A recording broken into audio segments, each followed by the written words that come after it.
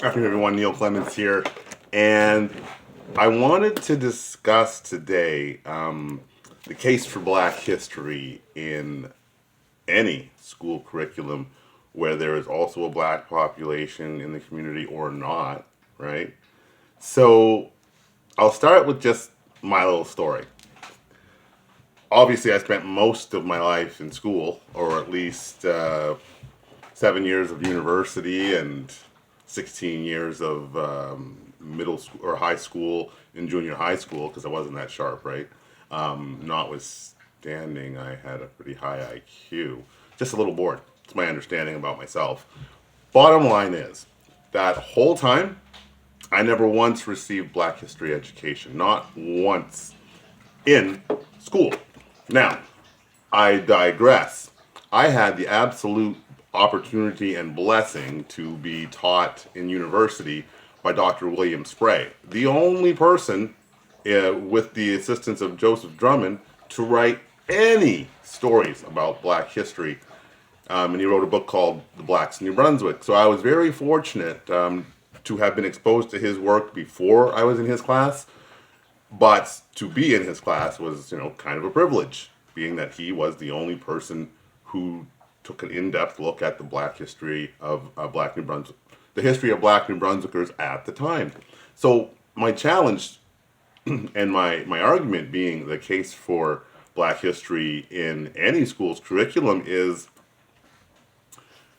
based on my observation, having been, a father of several boys.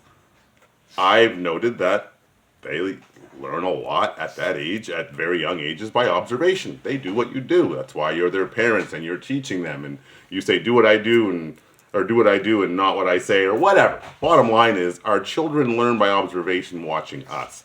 Likewise, in my experience, and I'll give you another quick story, in school, to have the experiences that they may dream of in the future, it's really helpful if children have the opportunity to see themselves in their history education, right? So I can tell you a whole lot about the 300. I can tell you a whole lot about Champlain. I can also now tell you about his navigator, right? I can tell you a whole lot about any of the prime ministers or the previous premiers of this province. But up until, 1994 or 5, I couldn't tell you anything about Black history in New Brunswick until I worked with a local Black organization and received that history at that micro opportunity. Okay, that wasn't available. It was available to everyone, but it wasn't something that I should have learned at school. Now, again, I digress. There was that one class in grade 9 where we had a social studies book, the first book that I had ever seen up until grade 9, and it already failed 2 or 3 grades, so I'd been in school for a while at that point with no Black history. But in this one social studies book, in the very back of the book, it had the images of all of the different regions in Africa, sort of their morphology, how their faces looked. All across Africa, it showed the images of the different groups. All across Asia, that is China, Mongolia, Korea, Japan. They showed all of the different faces from all of the different regions. Also, parts of Asia and Indonesia, they showed those faces. As a result of that, me seeing myself in that book, I can spot a Sri Lankan a mile away, and 100% of the time when I say, hey, you from Sri Lanka? They are, based on what I was taught. And by the way, my professor in that grade 9 class never once went to that back index. Only I did. And I memorized those faces because I was able to see myself in this book, right? So all across Africa, Sri Lankans I can identify, West Africans mostly I can identify, Ethiopians I can identify. There are a number of groups across Asia and Africa that, based on how they look, usually I'm right when I say, hey, where are you from? And I guess first. I don't say, hey, where are you from? I say, hey, are you from, right? And 99% of the time I'm right. My point being, again, children need to see themselves in their education, and that was the one time in my whole education that I saw myself until university. In university, again, I became acquainted with Dr. William Spray, had access to his book just the year before, right? And it wasn't until I read that book that I even knew that there had never been a black lawyer in New Brunswick. I just knew I wanted to be one, but I didn't want to be the only one. That can't be the case, right? So what our children are experiencing is, and I do not say this lightly, and I do not expect you to take it lightly, but I do not make this analogy to offend. But there has been a global pandemic, a crisis as it were, when it comes to black history. And discrimination, anti-black discrimination in not only our systems of justice, our systems of government, etc., but in our education systems. It's a global pandemic. Our children have been robbed, right? If I got the one opportunity that I had, stayed with me to this day, and then the second opportunity that I had stayed with me. I'm a history major, just so you know. I studied history by biography, native history, at St. Thomas University. There was no black history available. There was indigenous history, which was useful to me, being that I have an indigenous heritage also. But I spent a lot of time studying native history and Atlantic history specifically. I learned a lot about the Acadians and the expulsion. I learned a lot about the French and English wars. I learned a lot about the political climates in history throughout New Brunswick's history. And I specialized in Atlantic Canadian black history and never heard a peep about black people until I sat in William Spray's class, and never heard a peep about them again, that being us, throughout my entire educational experience. But I can talk to you about the Roman emperors. I can talk to you about Christopher Columbus. I can talk to you about Louis Riel, right? And notwithstanding he was Métis. I can talk to you about the first mayor of St. John. I can talk to you about, again, any number of successive premiers historically in St. John, many of which the streets in St. John are named after because they were wealthy property owners, right?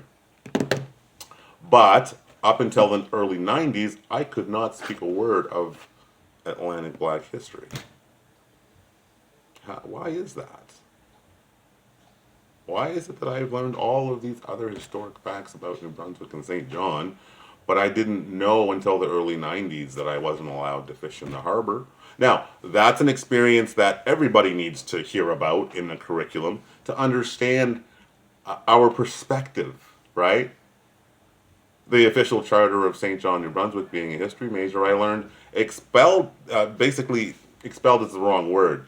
It created a situation where we were not human and could not live unless sponsored or supported by a wealthy white individual, and that's a bit of a Cole's Notes on it, and there's more to the story, but I only learned these things because in the early 90s, being that I was a history major, I had an opportunity to assist in the drafting of a curriculum for black history in New Brunswick. And to my knowledge, that, a small insular group of folks got to share that amongst the community in schools, but it was never uptaken. It was never accepted as a piece of the official curriculum. The Department of Labor didn't say, now we'll take that product and vet it to make sure that it's appropriate for the curriculum, which confused me because I spent an entire summer as a university student doing that work, getting paid for it, and never saw it again unless I went to the office where it was created. Great opportunity missed. So my emphasis is, and I'll give you another example, women. Women didn't start appearing in the annals, in the history books for a long time, right? Often women would do amazing things and men would get to write about it and take the credit, right? So women, female children didn't have the opportunity to see often the amazing things that women brought to society. because they didn't get a chance to see themselves in history. And I get it. It's called his story. And usually the folks who win get to tell it, right? So I'm not him, right? My story is much different. And I would love it if my children, while they're still in the school system, were able to see some of that story that didn't come from me. Third-party tools are amazing sometimes when it comes to helping to communicate with your kids who they are and their history. Such is one of the, I think, roles of the education system, to ensure that each and every kid in that school, in that system, receives an equal opportunity to see themselves and have their history communicated. Am I making any sense here? I'm an anomaly. I wanted to be a lawyer since I was 6 before I even knew what a lawyer was. But then when I realized I would be the first in 200 years, and I'm not saying that to impress you, but to impress upon you, when I finally saw me in the books, I knew it could really happen. And I started cooking with gas to make it happen because I knew it could happen. Abram Beverly Walker had already done it. Right? There are so many great things that our community have given to St. John, Canada, North America, the world. But in the pandemic that we also suffer from, that information is not shared. We have to go get it. It's not readily available. It's not in the libraries to a great extent. That's why I'm on this video. None of my kids received any Black history in school. I didn't. I think that's probably time to be corrected. Because if we want our children, if we expect our children to discover their dreams, discover their purpose while in school, I think it might be important that they have an opportunity to see who they could be based on the amazing contributions that our community has made to this community. Am I making any sense here? When you were a child and you opened up the textbooks and you were studying history, was there individuals that you went, dang, I could do that? I'm inspired by that person because you saw yourself in them. How amazing would it be if the children coming behind my children, because they're older and getting ready to leave the school system, but how amazing would it be if the children who are coming after them got to read literature in their history class and share that amongst their class, all of the greatness that our community has provided to the community. Just type in great Black inventors or something like that, and specify Canada, and you'll be there for quite some time reading. There is a list of amazing contributors to this society that just aren't part of the curriculum. It's a case for Black history in the New Brunswick curriculum. Our children deserve an opportunity to see themselves in that story. Don't you agree? I know that you would believe that suggestion if I'm speaking to you, and I am speaking to you about your children. Do you want your children to find their purpose, discover their dreams when they're sitting in history class and say, that's a great person and I could do that? I could be as great as that person. I'm just asking for an opportunity to share our history with this community because it's a history of greatness. If I'm making any sense here, please like and share this message. I thank you for your time. I think it's an important discussion. If you think it's an important discussion, provide a comment down there. If you'd like your children to receive Black history amongst all of the other history they're receiving while in school, comment.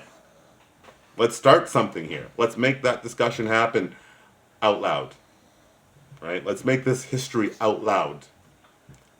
This is a pandemic for us that everybody can help stop by saying, I want to know this history, and my children deserve to learn it while in school.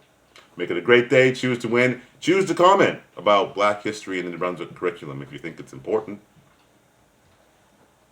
Makes sense to me. You might as well learn about the entire community instead of just an insular piece. The majority, I suppose, it's not so insular. It's the macro. It's the macro element.